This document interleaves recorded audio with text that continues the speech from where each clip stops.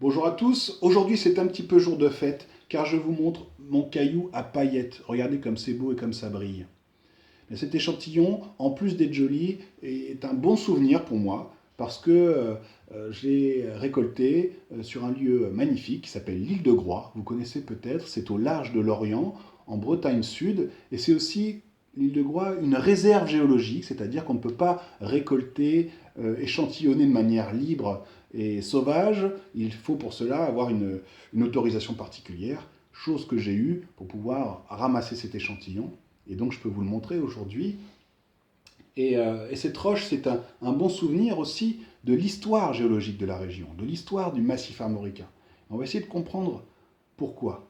Quand on l'observe, au premier abord, on voit effectivement cette roche qui brille beaucoup, donc avec ces nombreuses paillettes dont on a parlé. Ces paillettes, ce sont des minéraux qu'on appelle des micas. Et ces micas sont très très nombreux. Ils donnent leur nom à la roche, qui s'appelle un micaschiste. Et ce mica n'est pas tout seul. On voit par exemple ces gros globules rouges là, qui sont d'autres minéraux qu'on appelle des grenats. Ok. Donc mica et grenat composent pour l'essentiel la roche.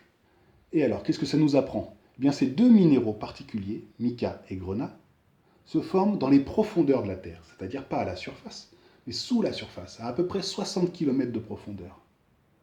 Or, ces deux minéraux, mica et grenat, viennent de la transformation des argiles.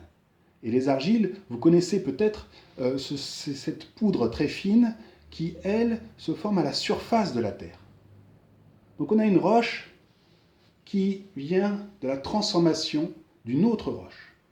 Et pour cela, il a fallu faire un ascenseur vers le bas. C'est-à-dire qu'il a fallu, à partir de l'argile, avoir un approfondissement de l'échantillon jusqu'à vers 60 km pour former ce micaschiste. Et pour faire ça, on connaît un seul processus sur Terre qui s'appelle la subduction. La subduction, il y en a qui se déroulent à l'heure où je vous parle. Par exemple, au large de l'Amérique du Sud, vous avez la plaque pacifique qui plonge sous la plaque Amérique du Sud. Et lors de ce plongement, les roches qui étaient initialement à la surface, comme par exemple des argiles, vont plonger et progressivement se transformer en d'autres minéraux, mica et grenat, pour former cette roche, comme par exemple le micaschiste. Donc, le micaschiste de l'île de Groix témoigne d'une subduction passée. Aujourd'hui, elle n'est pas active dans le massif armoricain. Elle a eu lieu il y a 400 millions d'années. C'est-à-dire un étage qu'on appelle le Dévonien. Ça appartient à ce qu'on appelle l'ère primaire.